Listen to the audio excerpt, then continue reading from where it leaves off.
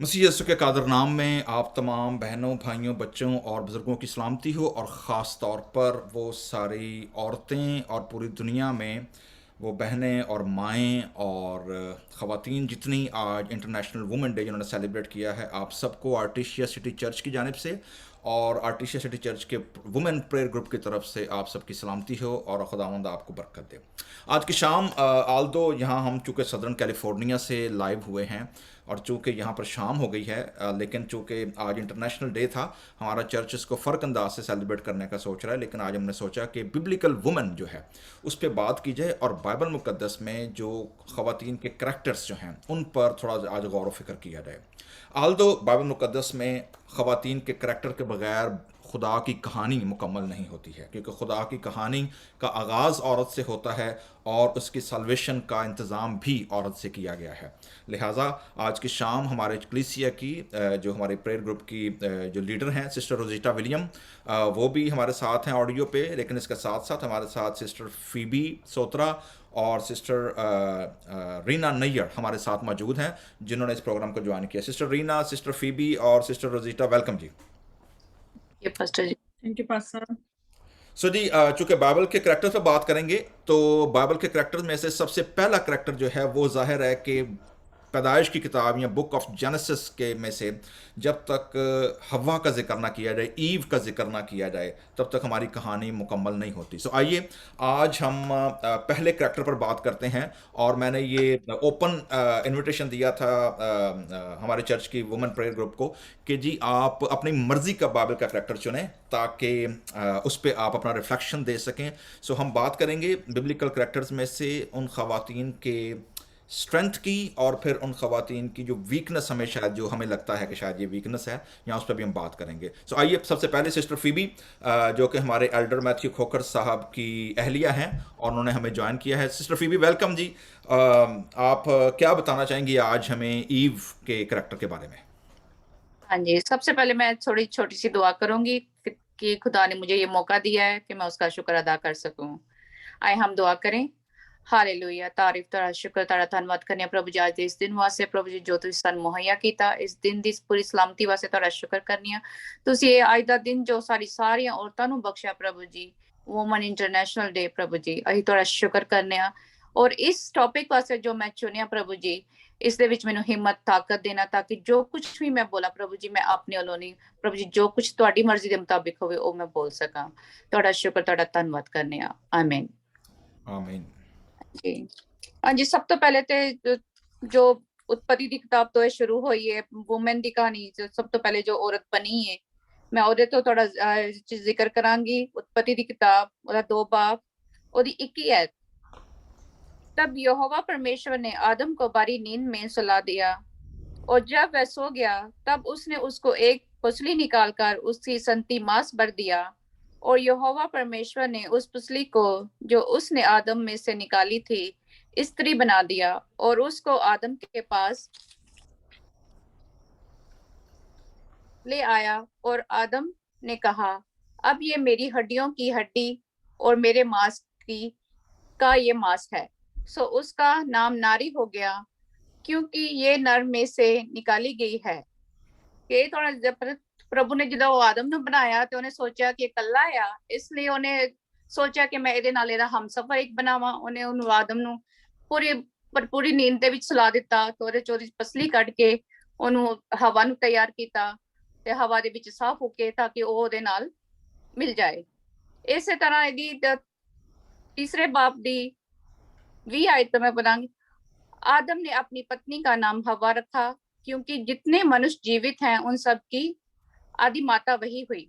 कि उस टाइम उसने आदम ने ਉਹਦਾ ਨਾਮ ਆਪਣਾ ਉਹਨੂੰ ਹਵਾ ਦਿੱਤਾ ਔਰ ਉਹ ਸਾਡੇ ਸਾਰਿਆਂ ਦੀ ਜਿਹਦੀ ਜਗਤ ਮਾਤਾ ਜਿਹਨੂੰ ਕਹਿਲਾਉਂਦੇ ਆ ਉਹ ਕਹਿਲਾਈ ਗਈ ਉਸ ਟਾਈਮ। ਉਹ ਤੇ ਇਹਦੀਆਂ ਕੁਆਲਿਟੀਆਂ ਕਿਨਾਂ ਲੈਂਦੇ ਨੇ ਕਿ ਉਹਨੇ ਪ੍ਰਭੂ ਤੇ ਬਿਲੀਵ ਕੀਤਾ ਤੇ ਉਹ ਇਸ ਪੂਰੇ ਜਗਤ ਦੀ ਉਹ ਫਰਸਟ ਵੂਮਨ ਸੀ ਜਿਹੜੀ ਠਹਿਰਾਈ ਗਈ ਹੈ। ਪਰ ਤੇ ਉਹਦੇ ਬਾਅਦ ਉਹ ਪਹਿਲੀ ਮਾਂ ਵੀ ਬਣੀ ਹੈ ਔਰ ਪਹਿਲੀ ਵਾਈਫ ਵੀ ਉਹੀ ਸੀ।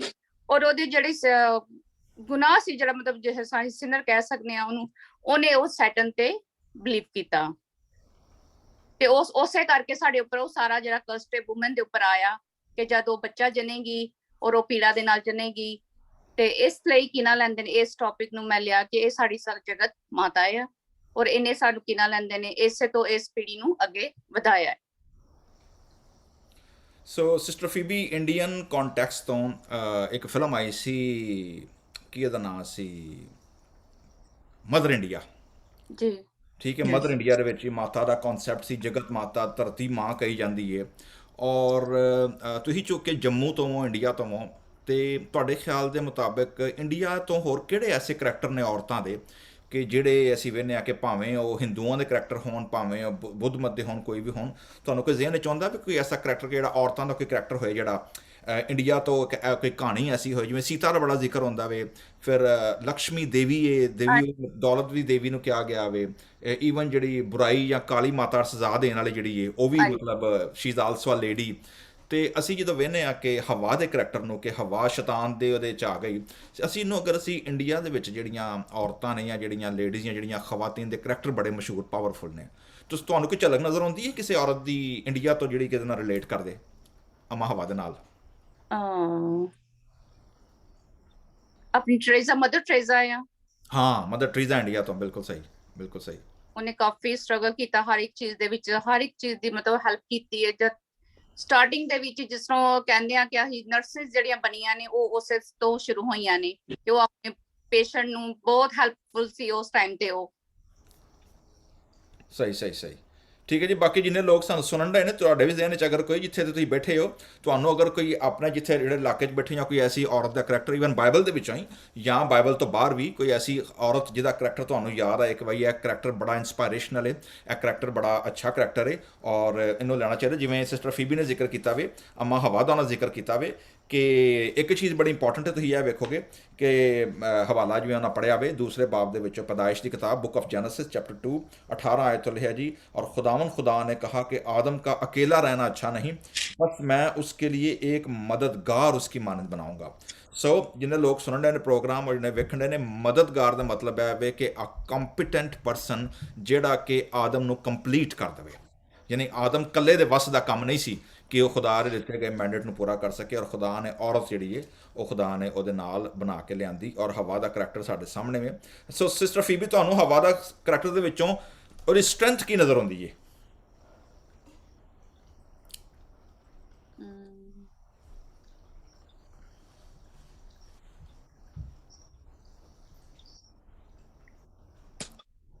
ਜਾਂ ਚਲੋ ਵੀਕਨੈਸ ਤੇ ਗੱਲ ਕਰਨੇ ਆ, ਤੁਹਾਡਾ ਕੀ ਖਿਆਲ ਹੈ?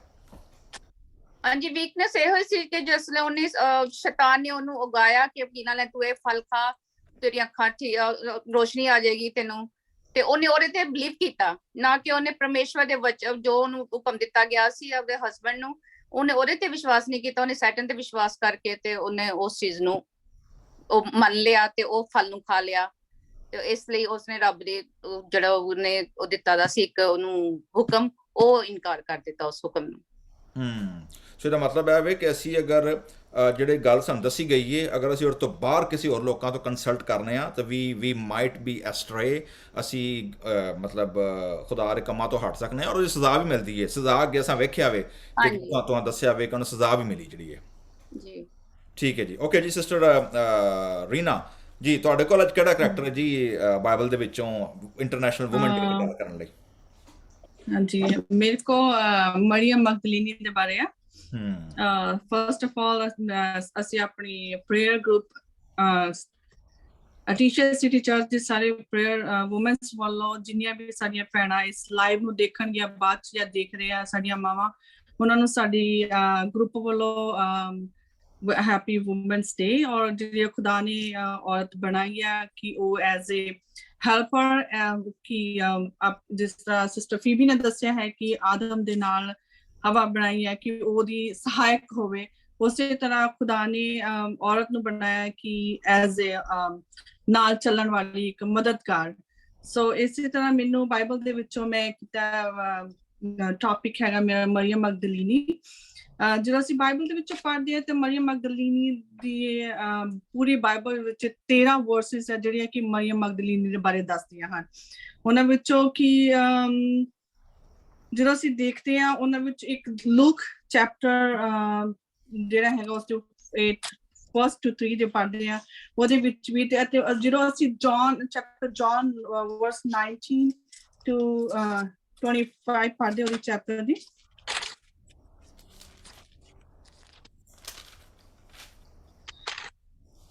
और ਉਹਦੇ ਵਿੱਚ ਵੀ देखो आप जो पढ़ते ਉਹਦੇ ਵਿੱਚ मरियम मगदलीनी के बारे लिखा है कि सैनिकों ने ऐसा किया कि यीशु के क्रूस के पास की उसकी माता और माता की बहन क्लोपास की पत्नी मरियम और मरियम मगदलीनी खड़ी थी।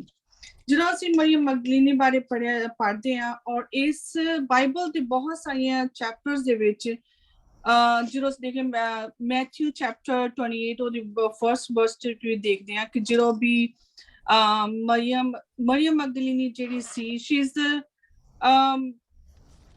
disciple ਜਿਹੜੀ ਕਿ ਜੀਸਸ ਜਦੋਂ ਉਸ ਨੂੰ ਖੁਦਾ ਨੇ ਜਦੋਂ ਜੀਸਸ ਨਗਰ ਸ਼ਹਿਰ ਜਦੋਂ ਜਾ ਕੇ ਪ੍ਰਚਾਰ ਕਰਦੇ ਸੀ ਤੇ ਉਹ ਜਦੋਂ ਉਹਨਾਂ ਨੇ ਉਹਨੂੰ ਦੇਖ ਬਹੁਤ ਸਾਰੀਆਂ ਔਰਤਾਂ ਸੀ ਜਿਹੜੀਆਂ ਕਿ ਦੁਸ਼ਟ ਆਤਮਾ ਦੇ ਨਾਲ ਜਕੜੀਆਂ ਹੋਈਆਂ ਸੀ ਔਰ ਮਰੀਮ ਮਗਦਲੀਨੀ ਦੇ ਵਿੱਚੋਂ ਵੀ ਜੀਸਸ ਨੇ 7 ਏਦਾਂ ਦੀਆਂ ਬਦਰੂਹਾਂ ਕੱਢੀਆਂ ਤੇ ਉਸ ਤੋਂ ਬਾਅਦ ਉਹ ਜੀਸਸ ਨੂੰ ਯੀਸ਼ੂ ਨੂੰ ਫੋਲੋ ਕਰਨ ਲੱਗ ਪਈ ਜਿੱਥੇ ਜਿੱਥੇ ਉਹ ਜਾਂਦੇ ਸੀ ਪ੍ਰਚਾਰ ਕਰਦੇ ਸੀ ਉਹਨਾਂ ਦੇ ਨਾਲ ਤੁਰਦੀ ਗਈ। ਇਸੇ ਤਰ੍ਹਾਂ ਜਦੋਂ ਅਸੀਂ ਉਹਦੇ ਬਾਰੇ ਪੜ੍ਹਦੇ ਹਾਂ ਕਿ ਉਹ ਜਿਸ ਤਰ੍ਹਾਂ ਵੀ ਜੀਸਸ ਨੂੰ ਫੋਲੋ ਕਰਦੇ ਦੇਖੇ ਔਰ ਉਹੀ ਸਭ ਤੋਂ ਪਹਿਲਾਂ ਲੇਡੀ ਸੀ ਕਿ ਜਦੋਂ ਜੀਸਸ ਨੂੰ ਕ੍ਰੋਸ ਤੋਂ ਉਤਾਰਿਆ ਔਰ ਉਹਨੂੰ ਕਬਰ 'ਚ ਰੱਖਿਆ ਗਿਆ ਔਰ ਉਸਨੇ ਉਸ ਤੋਂ ਬਾਅਦ ਜਦੋਂ ਉਹ ਜੀ ਉੱਠਣ ਤੋਂ ਬਾਅਦ ਵੀ she is the first one ਕਿ ਜਿਹਨੇ ਉਹਨੂੰ ਦੇਖਿਆ ਹੈ ਕਿ ਉਹ ਮਰਨ ਤੋਂ ਪਹਿਲਾਂ ਵੀ ਤੇ ਮਰਨ ਤੋਂ ਬਾਅਦ ਵੀ ਇਹ ਖੁਦਾ ਦੀ ਮਰਜ਼ੀ ਸੀ ਕਿ ਜੋ ਵੀ ਖੁਦਾ ਨੇ ਉਹਨੂੰ ਉਸ ਕੰਮ ਲਈ ਚੁਣਿਆ ਹੋਇਆ ਸੀਗਾ। ਇਸ ਲਈ ਅਸੀਂ ਜਦੋਂ ਅਸੀਂ ਉਹਦੀਆਂ ਬਹੁਤ ਸਾਰੀਆਂ ਆਇਤਾਂ ਪੜ੍ਹਦੇ ਹਾਂ ਉਹਦੇ ਵਿੱਚ ਸਾਨੂੰ ਬਹੁਤ ਸਾਰੀਆਂ ਚੀਜ਼ਾਂ ਮਰੀਮ ਮਗਦਲੀਨੀ ਬਾਰੇ ਪਤਾ ਲੱਗਦੀਆਂ ਹੈਗੀਆਂ ਕਿ ਉਹ ਜਿਸ ਵੇਲੇ ਉਸਨੂੰ ਕ੍ਰਾਸ ਦੇ ਉੱਤੇ ਚੜਾਇਆ ਗਿਆ ਉਹ ਉਸ ਵੇਲੇ ਉੱਥੇ ਥੱਲੇ ਖੜੀ ਸੀ ਜਦੋਂ ਉਸਨੂੰ ਉਤਾਰਿਆ ਗਿਆ ਉਦੋਂ ਵੀ ਉਹ ਉੱਥੇ ਸੀਗੀ। ਸੋ ਮੈਨੂੰ ਇਸ ਦਾ ਕਰੈਕਟਰ ਬਹੁਤ ਹੀ ਚੰਗਾ ਲੱਗਾ ਇਸ ਦੇ ਵਿੱਚ।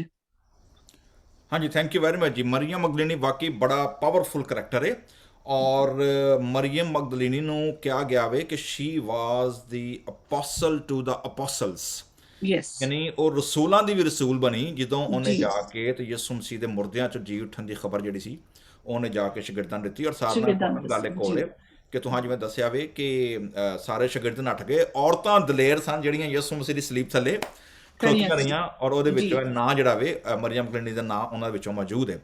ਸੋ ਜੀ ਸਾਡੇ ਸਾਹਮਣੇ ਬਾਈਬਲ ਦੇ ਉਂਝ ਤੇ ਬੜੇ ਕਰੈਕਟਰਸ ਨੇ ਔਰ ਮੈਂ ਚੰਦ ਇੱਕ ਦਾ ਜ਼ਿਕਰ ਤੁਹਾਡੇ ਨਾਲ ਹੁਣੇ ਕਰਾਂਗਾ ਲੇਕਿਨ ਖੁਦਾਵੰਦ ਯਿਸੂ ਮਸੀਹ ਦੀ ਖਿਦਮਤ ਦੇ ਵਿੱਚ ਕੱਲ੍ਹ ਮੈਨੂੰ ਕਿਸੇ ਇੱਕ ਪੋਸਟ ਘੱਲੀ ਔਰ ਮੈਂ ਸਾਡੇ ਚਰਚ ਦੇ ਪੇਜ 'ਤੇ ਮੈਂ ਸ਼ੇਅਰ ਵੀ ਕੀਤੀ ਹੈ ਲੇਕਿਨ ਉਹਦੇ ਵਿੱਚ ਉਹਨਾਂ ਕੀ ਜ਼ਿਕਰ ਕੀਤਾ ਵੇ ਮੈਂ ਪੜ੍ਹਨ ਲੱਗਾ ਵਾਂ ਲਿਖਿਆ ਜੀ ਕਿ ਜੀਸਸ ਪ੍ਰੋਟੈਕਟਿਡ ਵੂਮਨ ਖੁਦਾਵੰਦ ਯਿਸੂ ਮਸੀਹ ਨੇ ਔਰਤਾਂ ਨੂੰ ਨਾ ਸਿਰਫ ਮੁਹਾਫਜ਼ਤ ਕੀਤੀ ਹੀ ਇੰਪਾਵਰਡ ਵੂਮਨ ਮਤਲਬ ਖੁਦਾਵੰਦ ਯਿਸੂ ਮਸੀਹ ਦੀ ਖਿਦਮਤ ਦੇ ਵਿੱਚ ਨਾ ਸਿਰਫ ਔਰਤਾਂ ਸ਼ਾਮਲ ਸਨ ਬਲਕਿ ਫਾਈਨੈਂਸ਼ੀਅਲ ਸਪੋਰਟਰ ਯਿਸੂ ਮਸੀਹ ਦੀਆਂ ਜਿਹੜੀਆਂ ਹਨ ਉਹ ਔਰਤਾਂ ਹਨ। Because Jesus empowered woman he honoured woman publicly. ਤੁਹਾਨੂੰ ਯਾਦ ਹੋਏਗਾ ਕਿ ਜਿਹੜੀ ਔਰਤ ਦਾ 12 ਬਰਸ ਤੋਂ ਖੂਨ ਜਾਰੀ ਸੀ ਪਬਲਿਕ ਦੇ ਵਿੱਚ ਆ ਕੇ ਉਹਨੇ ਖੁਦਾਵੰਦ ਯਿਸੂ ਮਸੀਹ ਨੂੰ ਇਜਾਜ਼ਤ ਦਿੱਤੀ ਕਿ ਉਹ ਆ ਕੇ ਲੋਕਾਂ ਸਾਹਮਣੇ ਦਲੇਰ ਹੋ ਕੇ ਗੱਲ ਕਰੇ ਕਿ ਜੀ ਮੈਂ ਯਿਸੂ ਮਸੀਹ ਨੂੰ ਛੂਹਿਆ ਵੇ। So release the voice of woman ਔਰਤਾਂ ਦੀ ਆਵਾਜ਼ ਜਿਹੜੀ ਹੈ ਜਿਵੇਂ ਅਸੀਂ ਵੇਖਦੇ ਹਾਂ ਸਾਮਰੀ ਔਰਤ ਜਿਹੜੀ ਅਸੀਂ ਵੇਖਦੇ ਹਾਂ ਕਿ ਸਾਮਰੀ ਔਰਤ ਨੂੰ ਯਿਸੂ ਮਸੀਹ ਨੇ ਘੱਲਿਆ ਕਿ ਔਰ ਪੂਰੇ ਪਿੰਡ 'ਚ ਜਾ ਕੇ ਪੂਰੇ ਗਾঁव ਜਾ ਕੇ ਉਹਨੇ ਸਾਰਿਆਂ ਨੂੰ ਉਹਦੇ ਬਾਰੇ ਦੱਸਿਆ। ਉਹਦੇ ਬਾਰੇ ਲਿਖਿਆ ਜੀ ਹੀ ਵਾਜ਼ ਫੰਡਡ ਬਾਈ ਵੂਮਨ ਯਾਨੀ ਔਰਤਾਂ ਦੀ ਕਮਾਈ ਜਾਂ ਔਰਤਾਂ ਦੇ ਫੰਡਿੰਗ ਜਿਹੜੀ ਸੀ ਉਹਨੂੰ ਖੁਦਾਵੰਦ ਯਿਸੂ ਮਸੀਹ ਨੇ ਉਹਨੂੰ ਵੀ ਕਬੂਲ ਕੀਤਾ। ਸੈਲੀਬ੍ਰੇਟਡ ਵੂਮਨ ਬਾਈ ਨੇਮ ਖੁਦਾਵੰਦ ਯਿਸੂ ਮਸੀਹ ਨੇ ਉਹਨਾਂ ਦੇ ਨਾਂ ਲੈ ਕੇ ਮਰੀਮ ਔਰ ਮਾਰਥਾ ਦੇ ਨਾਂ ਲੈ ਕੇ ਪ੍ਰੋਪਰ ਉਹਨਾਂ ਨੂੰ ਉਹਨਾਂ ਦੀ ਆਇਡੈਂਟੀਟੀ ਨੂੰ ਰੈਕਗਨਾਈਜ਼ ਕੀਤਾ ਵੇ ਔਰ ਹੀ ਲਰਨਡ ਫਰੋਮ ਵੂਮਨ ਯਿਸੂ ਮਸੀਹ ਦੀ ਮਾਂ ਉਹਨੂੰ ਸਿਖਾਉਂਦੀ ਰਹੀ ਹੈ। ਖੁਦਾਵੰਦ ਯਿਸੂ ਮਸੀਹ ਨੇ ਔਰਤਾਂ ਕੋਲ ਸਿੱਖਿਆ ਵੀ ਹੈ। ਹੀ ਰਿਸਪੈਕਟਡ ਵੂਮਨ ਖੁਦਾਵੰਦ ਯਿਸੂ ਮਸੀਹ ਨੇ ਔਰਤਾਂ ਨੂੰ ਇੱਜ਼ਤ ਦਿੱਤੀ ਹੈ ਐਂਡ ਸਪੋਕ ਆਫ ਵੂਮਨ ਖੁਦਾਵੰਦ ਯਿਸੂ ਮਸੀਹ ਨੇ ਔਰਤਾਂ ਵਾਸਤੇ ਬੋਲਿਆ ਵੇ। ਮਰੀਮ ਮਗਦਲੀਨੀ ਦੇ ਬਾਰੇ 'ਚ ਕਿਹਾ ਜਾਂਦਾ ਵੀ ਜਾਂ ਕੋਈ ਹੋਰ ਵਾਕਿਆ ਵੀ ਇੱਕ ਹੈ ਵੇ ਬਾਈਬਲ ਦੇ ਵਿੱਚ ਕਿ ਜਿੱਥੇ ਔਰਤ ਨੂੰ ਜਦੋਂ ਸੰਸਾਰ ਕਰਨ ਲੱਗਦੇ ਨੇ ਤਾਂ ਖੁਦਾਵੰਦ ਯਿਸੂ ਮਸੀਹ ਨੇ ਬੜਾ ਮਸ਼ਹੂਰ ਵਾਕਿਆ ਵੇ ਕਿ ਜੀ ਪਹਿਲਾ ਪੱਥਰ ਉਹ ਮਾਰੇ ਜਿਹਨੇ ਆਪ ਕੋਈ ਗੁਨਾਹ ਨਾ ਕੀਤਾ। ਇੰਟਰਨੈਸ਼ਨਲ ਵੂਮਨ ਡੇ ਦੇ ਉੱਤੇ ਅੱਜ ਅਸੀਂ ਚੂੰਕਿ ਬਿਬਲੀਕਲ ਵੂਮਨ ਦੀ ਗੱਲ ਕਰਨ ਰਹੇ ਹਾਂ ਤਾਂ ਖੁਦਾਵੰਦ ਯਿਸੂ ਮਸੀਹ ਨੇ ਸਾਨੂੰ बड़ा पावरफुल मैसेज और बड़ा पावरफुल ਜਿਹੜਾ ਵੇ ਨਾ ਐਗਜ਼ਾਮਪਲ ਦਿੱਤੀ ਹੈ ਕਿ ਅਸੀਂ ਹੁਣ ਸਾਡੀ ਵਾਰੀ ਹੈ ਕਿ ਅਸੀਂ ਔਰਤਾਂ ਨੂੰ ਕਿੰਨਾ ਕੁ ਜ਼ਿਆਦਾ ਉਹਨਾਂ ਨੂੰ ਇੱਜ਼ਤ ਦਿੰਦੇ ਆ ਔਰ ਉਹਨਾਂ ਨੂੰ ਅਸੀਂ ਕਿਵੇਂ ਜਿਹੜਾ ਵੇ ਖੁਦਾ ਦੀ ਬਾਦਸ਼ਾਹੀ ਵਾਸਤੇ ਉਹਨਾਂ ਨੂੰ ਮੌਕਾ ਦਿੰਦੇ ਆ। ਸੋ ਜਿਵੇਂ ਅਸੀਂ ਗੱਲ ਕਰਨ ਰਹੇ ਹਾਂ, ਅਸਾਂ ਹਵਾ ਦਾ ਜ਼ਿਕਰ ਕੀਤਾ ਵਾ ਸਿਸਟਰ ਫੀਬੀ ਦੇ ਵਸੀਲੇ, ਔਰ ਸਿਸਟਰ ਰੀਨਾ ਨੇ ਮਰੀਅਮ ਮਗਦਲੀਨੀ ਦੇ ਕਰੈਕਟਰ ਤੇ ਗੱਲ ਕੀਤੀ ਹੈ। ਸਾਡੇ ਨਾਲ ਸਾਡੇ ਪ੍ਰੇਅਰ ਗਰੁੱਪ ਦੀ ਲੀਡਰ ਰੋਜ਼ੀਟਾ ਵਿਲੀਅਮ ਮੌਜੂਦ ਨੇ। ਸਿਸਟਰ ਰੋਜ਼ੀਟਾ, ਤੁਸੀਂ ਕੋਈ ਗੱਲ ਕਰਨਾ ਚਾਹੋਗੇ? जी, बहुत खूबसूरत आज ये सारा डिस्कशन और शेयरिंग जारी है, तो वी आर सो ब्लेस्ड कि आपने हम सबको इन्वॉल्व किया इस टाइम में। मुझे अभी भी दो औरतों का जिक्र ज़हन में आ रहा है। पहली औरत वो, उसकी बोल्डनेस और उसकी ये कि वो शेमफुल नहीं थी, जिसके 12 बरस से खून जारी था और उसने लोगों से खौफ नहीं किया कि लोग उसको क्या बोलेंगे, क्योंकि आपको पता है पिछले कदीम जमाना में ऐसी औरतों को जो बीमार होती थी उनको कहीं भी मतलब वो जा नहीं सकती थी या छू नहीं सकती थी, लेकिन उसकी बोल्डनेस इतनी थी कि उसको यकीन था, ईमान था, और उसने लोगों की परवाह किए बगैर उसने खुदावंद के पल्लू का कोना छुआ और उससे वो शिफा पा गई। तो यही मैं सोचती हूँ कि आजकल के जमाने में हमें भी किसी की परवाह किए बगैर खुदावंद के लिए जो भी हमसे हो सकता है, खुदावंद की खिदमत के लिए, खुदावंद के काम के लिए हमें उठ खड़े होना चाहिए। चाहे हमारे कोई लोग भी अगेंस्ट हो, हमें किसी का खौफ नहीं, और चाहे हमारी जिंदगी को कोई कितना भी बुरा समझे, लेकिन हमें अपने आप को खोलना चाहिए खुदावंद के सामने, खुदावंद की हुजूरी में जाना चाहिए और बोल्डनेस दिखानी चाहिए।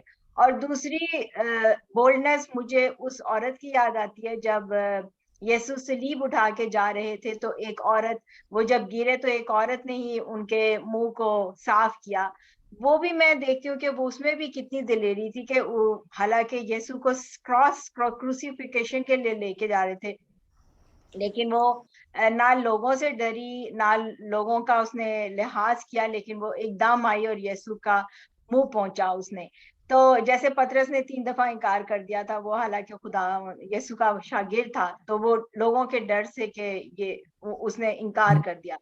तो आजकल हम औरतें और बल्कि सारे मसीही बगैर डरे और बगैर किसी का वो खौफ किए हुए हमें भी ऐसे ही दिलेर होनी चाहिए। वो औरत होके हो सकती है, तो फिर हमें भी इसी तरह दिलेरी और बोल्डनेस दिखानी चाहिए खुदावंद के लिए। और मैं प्रिपेयर नहीं थी, लेकिन बस मैंने आपसे ये शेयर करना था। नहीं, थैंक यू वेरी मच। आपने बड़ा अच्छे पॉइंट रेज किए हैं खुदावंद यीशु मसीह की खिदमत के हवाले से। लेकिन हम चूंकि इन दिनों हमारी कलीसिया इन दिनों रसूलों के माल की किताब में से गुजर रही है, उसके सरमन सीरीज जारी है, और उसमें हमने देखा है कि रसूलों के अमाल के अंदर जितने बड़े बड़े शहर थे, जितने बड़े बड़े पौलुस रसूल के मिशनरी सफ़र थे, उन सब में चाहे वो यूरोप का दरवाज़ा हो, चाहे परसिकला और एकोला हो करंथस के अंदर, चाहे वो लिडिया हो यूरोप के अंदर, चाहे पौलुस रसूल के साथी हो रोम के अंदर, पौलुस रसूल की खिदमत में औरतों का बड़ा अहम किरदार रहा है। अगर आप रोमियो के ख़त का 15वां बाब पढ़ेंगे, उसमें पूरी लंबी लिस्ट है जिसमें नए अहदनामे के अंदर वो उन औरतों और घरानों का शुक्रिया अदा करता है कि जो उसकी खिदमत में साथ साथ रहे, जिन्होंने सपोर्ट किया है।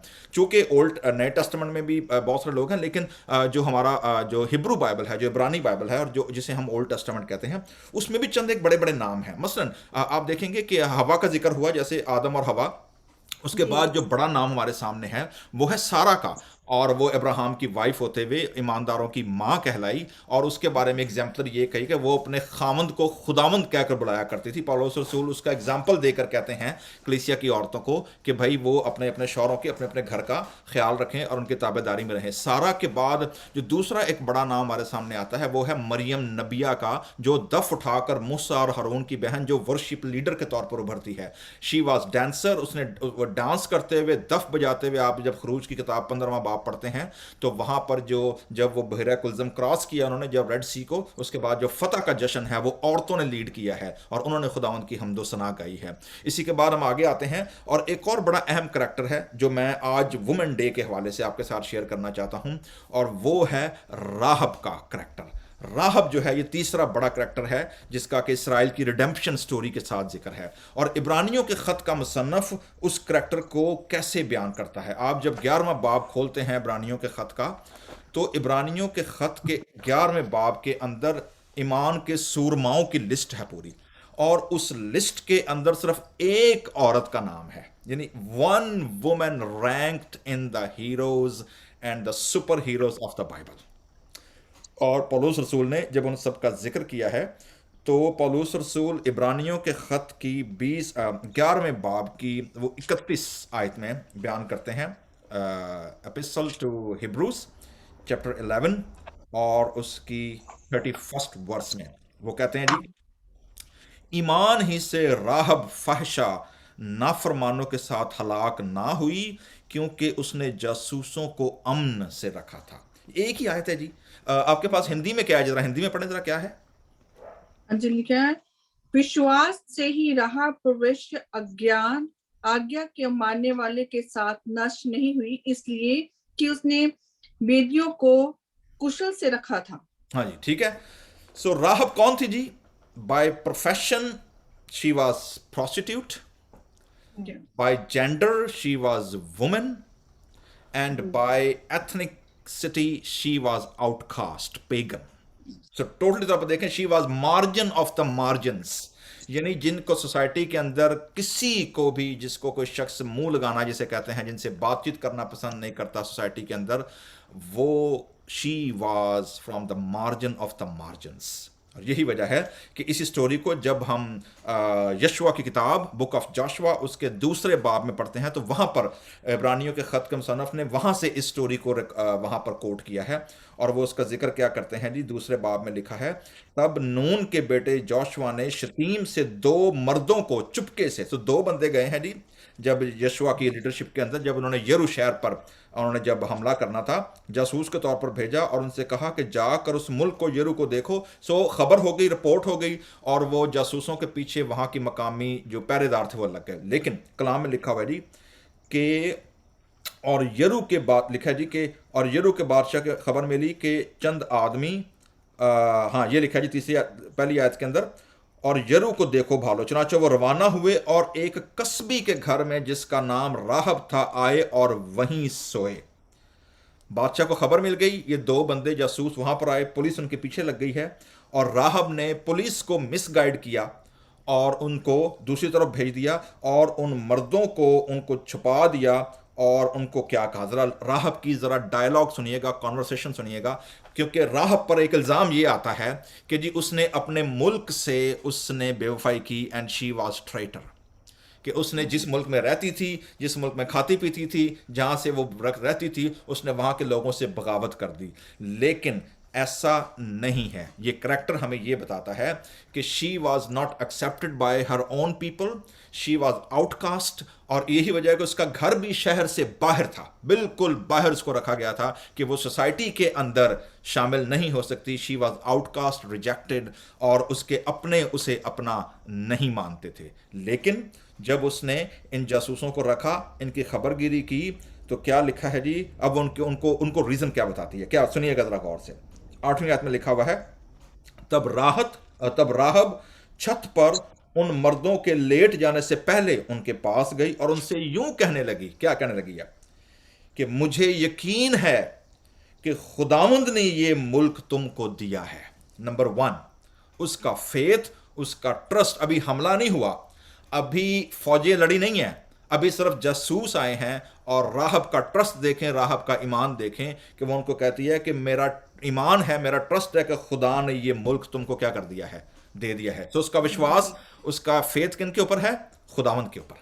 So she converted at right away, मतलब वो अपने देवताओं को, अपने मजहब को छोड़कर she right away she trusted on Lord's providence. So number 1, वो क्या कहती है? खुदावंद ने मुल्क तुमको दिया है और तुम्हारा रोब हम लोगों पर छा गया है, और इस मुल्क के सब बाशिंदे तुम्हारे आगे घुले जा रहे हैं। नंबर 1, उसने टेस्टिफाई कर दिया कि यहाँ के लोग इस काबिल नहीं है, उनकी करज खत्म हो चुकी है, क्योंकि खुदा ने तुम्हारा खौफ उनके दिलों में क्या कर दिया है, बिठा दिया है। क्योंकि हमने सुन लिया है कि जब तुम मिस्र से निकले तो खुदावन ने तुम्हारे आगे बहर कुलज़म के पानी को सुखा दिया, और तुमने अमोरियों के बादशाहों सेहून और औज से जो यर्दन के उस पार थे, जिनको तुमने बिल्कुल हलाक कर डाला, क्या क्या किया है। ये सब कुछ सुनते ही हमारे दिल पिघल गए और तुम्हारे बायस फिर किसी शख्स में जान बाकी ना रही। क्यों? इसलिए नहीं कि you are very good fighter, आप बड़े स्किल्ड हो, आपके पास बड़े असलहा है और आपके पास जनाब बड़े वार के आपके पास गैजेट्स हैं। नो, बल्कि क्यों?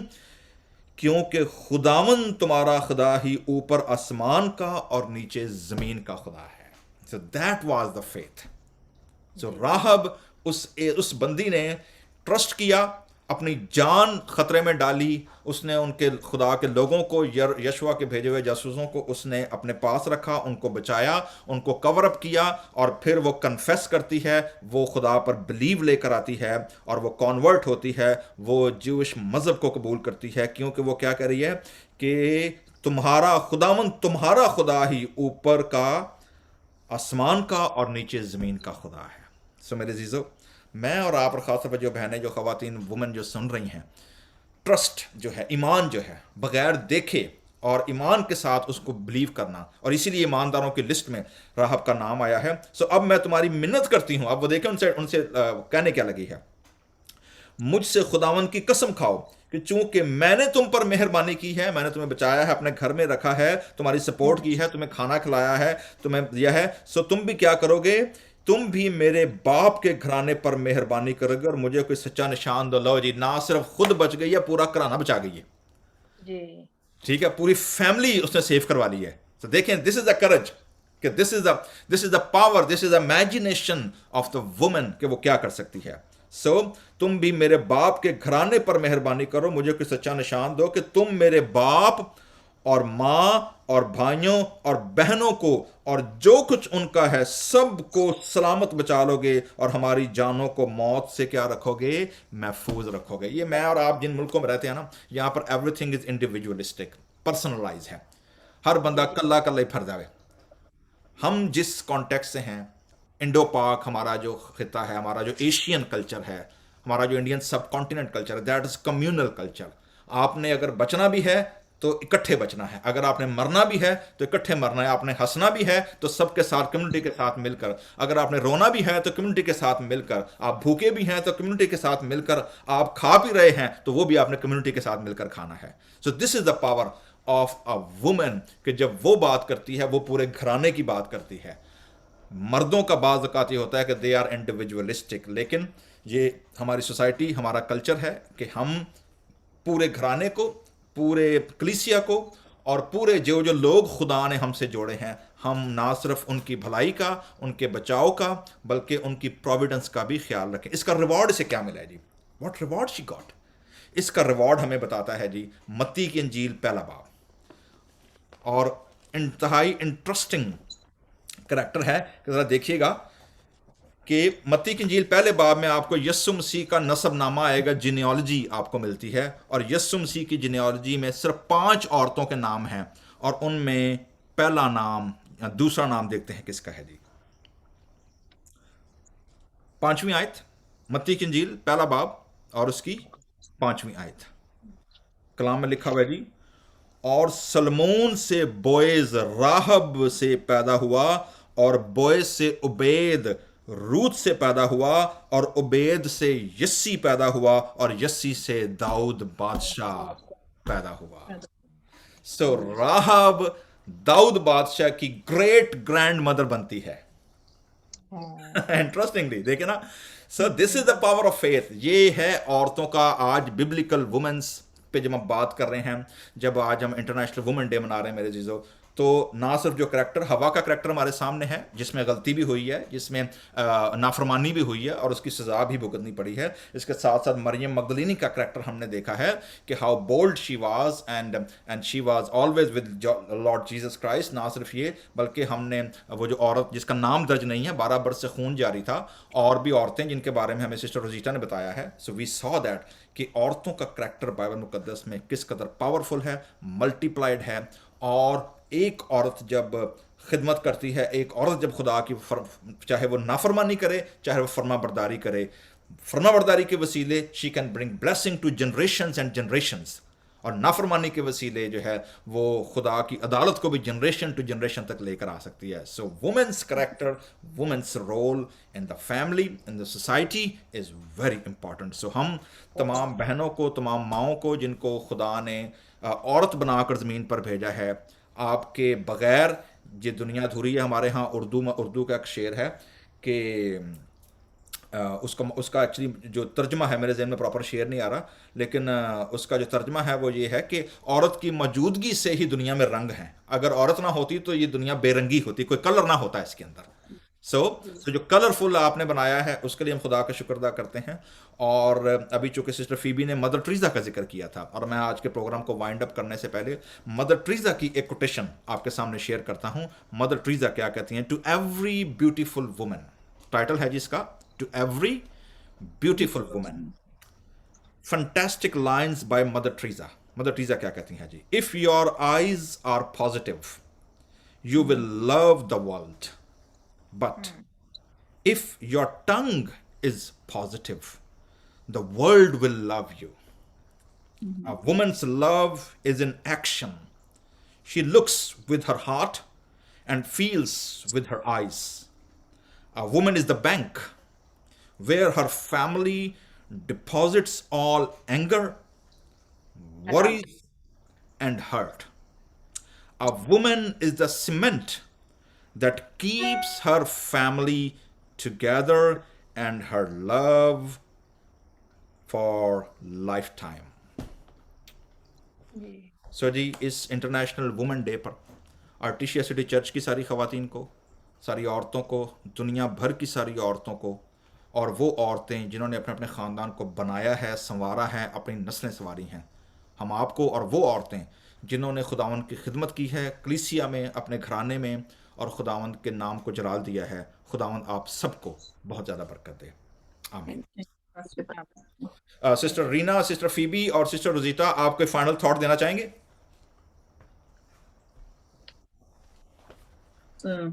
Just unity.